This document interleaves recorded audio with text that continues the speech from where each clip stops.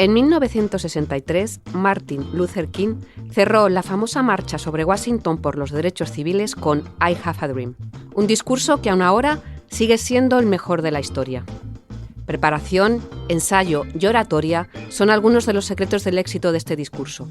Nuestra invitada de hoy también aprecia la improvisación que convierte una simple disertación en un momento inolvidable.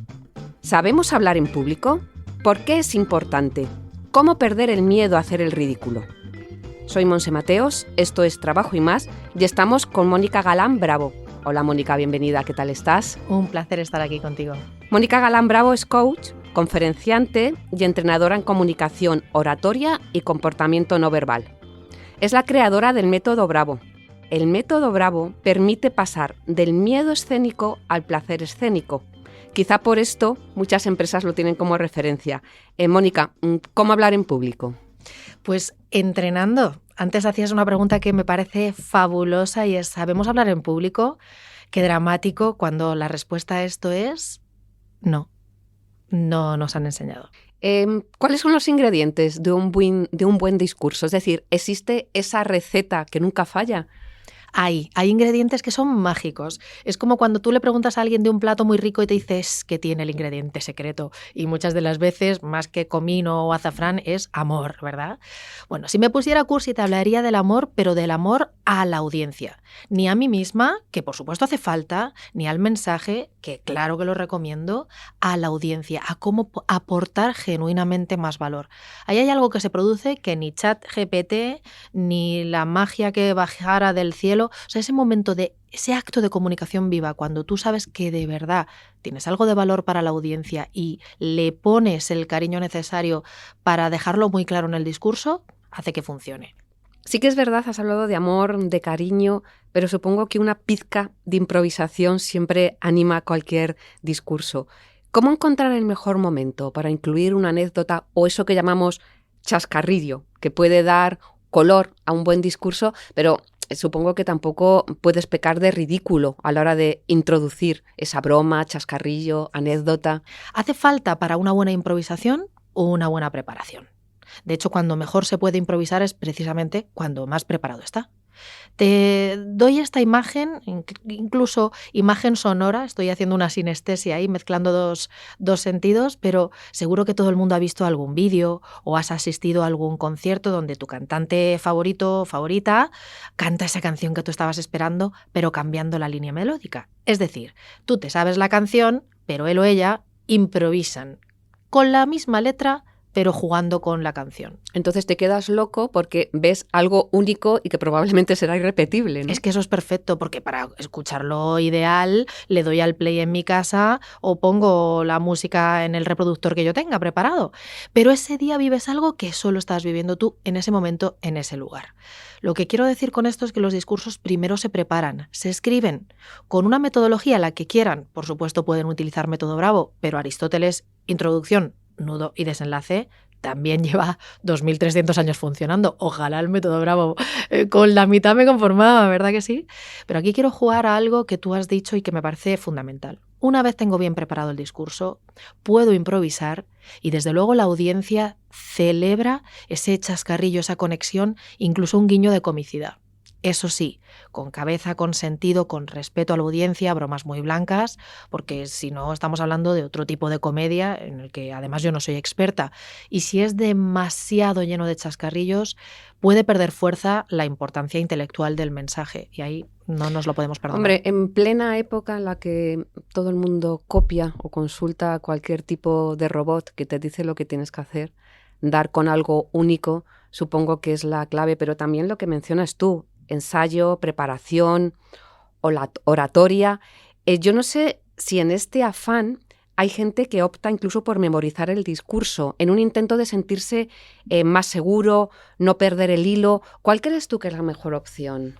Es que ¿sabes qué sucede? Que esto de aprenderse un discurso de memoria, como un papagayo, como cuando decíamos algunas... Hombre, es que sí se nota.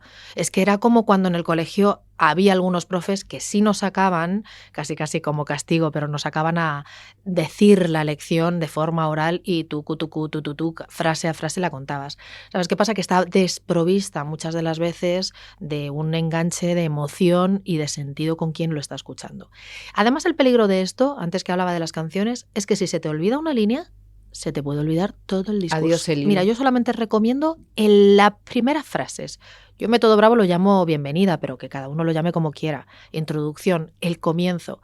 Ese momento en el que tú sales y, por ejemplo, das un dato y dices algo que consulté hace unos años en Nielsen Net Ratings, que decía que un 76% de la población de nuestro país llegaría a decir que no a un aumento de puesto y sueldo si conllevara ese puesto tener que hablar en público o labores de portavocía, que tanto sabéis vosotras de esto, todas las semanas. Hombre, es que eso da miedo. Es decir, una de las cosas que más padece pues aquellas personas que han logrado pues un puesto de responsabilidad es superar ese miedo que le da contar lo que están acostumbrados a ejecutar, ¿no? Es que es lo más complicado. Yo sí que es verdad, en la poca experiencia que tengo de hablar al público, mucha gente me decía, imagínatelos desnudo. A ver, a mí esto no me sirvió absolutamente de nada, porque estuve, no sé si al borde del pánico o al borde de la risa. No me parece una buena idea, ni entonces ni ahora, ¿no? No. Mira, fíjate que muchas de las veces yo recuerdo, como tengo una edad, porque tengo una edad, hay que decirlo, tengo 42 también para no hacer mucha incógnita, pero yo me acuerdo de programas o de ir al teatro y que si salía alguien a presentar decía el respetable, refiriéndose al público, a la audiencia. Bueno, pues el respetable merece un respeto. O sea, yo sí me imagino a alguien desnudo, es que no estoy... Claro. A no ser que sea para otros fines, no tiene ningún sentido que yo quiera ridiculizar, no, imagínatelos en el aseo.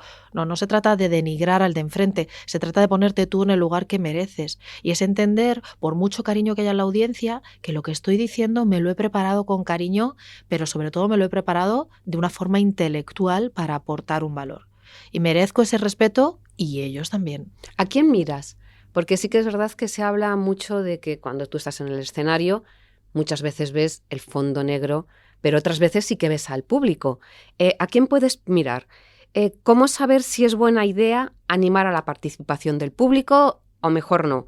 Porque imagino que según qué casos el público no es especialmente receptivo, incluso puede operar lo contrario, ¿no? Es decir, que la gente se sienta muy incómoda. ¿Cuál es la clave para que un tono excesivamente divulgativo, no se coma un buen contenido? Porque imagino que aquí va todo hilado, ¿no, Mónica? Va hilado como tus preguntas, que hay 3. Y entonces la profe de oratoria quiere entregar todo el máximo valor. La primera, fíjate que decías, ¿a quién mirar? Pues a todos y a nadie.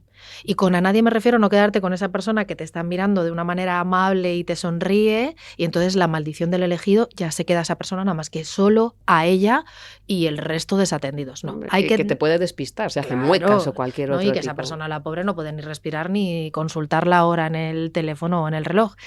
Ni a uno ni al cielo, ¿no? Esperando que baje ahí el ángel y te dé ahí una chispa de divinidad. No. Hay que extender la mirada, sea mayor o menor la audiencia, como cuando extiendes mantequilla o mermelada por una tostada. Hay que ir repartiéndolo mirando no tanto a los ojos, efectivamente, sino a las cabezas. Repito, sean 4 o 4.000.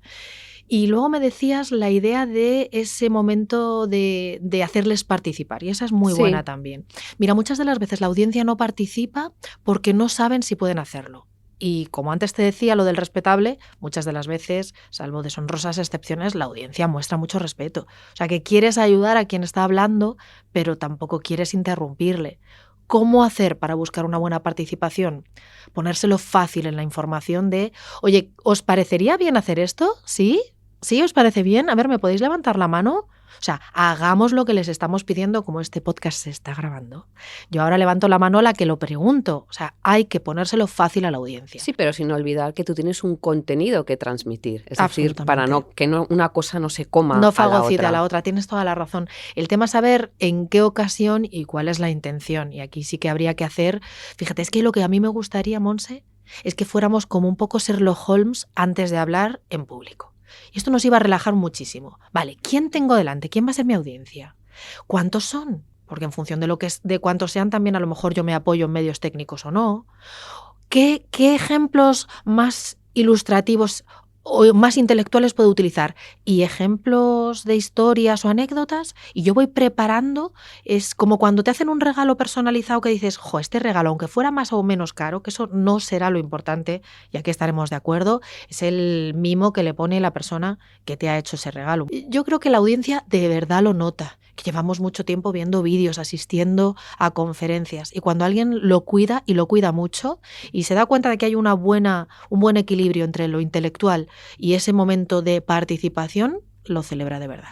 Sí, se trata de prepararte tú y también prepararte al público al que vas a exponerte. Eso es, Sherlock Holmes, hacernos las preguntas, ¿quién hay y cómo les puedo atender más? Oye, ¿y esto de la postura, Mónica? Es decir, de pie, sentado, con apoyo, con recursos, sin recursos, ¿qué recomiendas para que esto sea inolvidable, como el discurso de Martin Luther King, que él no dispuso de nada de esto y fíjate lo que ha triunfado, ¿no? Absolutamente, sigue siendo el discurso más famoso de la historia, sí considerado, toda la razón. Mira, yo, salvo que exista alguna patología, en cuyo caso, evidentemente, pues cada uno lo que necesitemos, igual que yo llevo gafas, prácticamente el 90% de mi día despierta. Pero si estamos frente a una audiencia, antes decía de 4 a 4.000 o a los que sean, yo ahí lo que digo es, si puedes, de pie. Todo el cuerpo comunica. Y por dar una clave para las personas que están escuchando este podcast, yo hablaría de la verticalidad, repito, entendiendo que no haya ninguna patología. La verticalidad y la apertura, si quieres, estas dos claves están mostrando, yo misma acabo de todavía erguirme un pelín más en el asiento, como me podría haber dicho mi madre cuando me veía cansada de adolescente. Yo no sé qué cansancio debía tener yo, ninguno, pero ¿sabes esta cosa que vas con los hombros caídos? Ponte derecha. ¡Ay, ponte recta! Ponte recta. Eso lo habré escuchado 1000 veces sin que ella supiera todos los estudios que después ha hecho la psicóloga social Amy Cuddy sobre posturología, que diríamos en castellano, o fisiología, diríamos en castellano. Estaba haciendo una traducción ahora con el vocablo en inglés. Hay que procurar una proyección vertical y abierta, porque al de enfrente le está dando la información de que estás en control de lo que dices. Yo creo que más o menos tenemos todo armado para cumplir el sueño de hablar en público. Ojalá lleguemos a hablar como hablas tú, Mónica. Quiero que nos des 3 imprescindibles para no olvidar algo que la gente se lleve a casa sobre cómo hablar en público. La primera, el comienzo.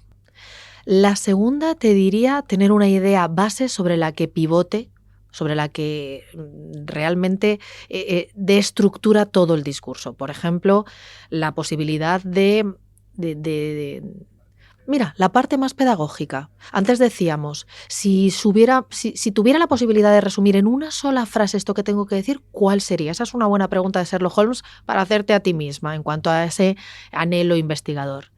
Y la tercera, yo te diría que está en el cuerpo y en la voz, que son los dos aspectos importantes no verbales. En la parte no verbal tengo que controlar tanto las pausas de mi voz como la verticalidad y apertura de mi cuerpo. Están mostrando palabras e imagen un solo mensaje. Qué importantes son las pausas, Mónica, sí. Sobre todo esta vida que llevamos tan atropellada, en la que queremos decir todo rápido, que nadie nos interrumpa, y muchas veces las pausas son el mejor secreto para ser entendido y sobre todo para sentirte tú mejor. Me ha encantado, Mónica. Muchísimas gracias por haber venido aquí a Trabajo y Más. Espero que hayas aprendido de nosotros, pero vamos, seguro que muchísimo menos de lo que hemos aprendido nosotros de ti. Yo aprendo siempre porque, fíjate, estabas diciendo ahora lo de la pausa y yo decía, qué maestría en las pausas cuando hacéis preguntas tan interesantes. Pero fíjate, algo que yo te diría es que si esta clase fuera o estuviéramos tú y yo hablando de natación, eso tendría sentido en un contexto con mucha agua, pues en la piscina, en el río, en el mar. Pero hablar en público, es que en cualquier momento podemos guardar silencio y escuchar cómo está hablando alguien, incluso en una conversación con otra persona, cuáles son sus pausas, cómo utiliza el volumen. O sea que todo el tiempo podemos reflexionar cómo es esta cosa que nos diferencia a los seres humanos del resto de las especies en el planeta, que es una conversación, una comunicación. De eso hablamos en este podcast, de comunicación, de conversación. Mónica ha hablado de escucharnos y escucharnos unos a otros, y muy bien. Nos despedimos de Mónica. Muchas gracias. A vosotros, siguiendo un poco con el hilo de este podcast, muchísimas gracias por escucharnos. Os esperamos en el próximo capítulo. Recordaros que Trabajo y Más es un podcast realizado por Tamara Vázquez y dirigido por Amparo Polo. Ya sabéis que nos podéis encontrar en todas las plataformas de podcast y en expansión.com. Hasta la próxima y muchísimas gracias.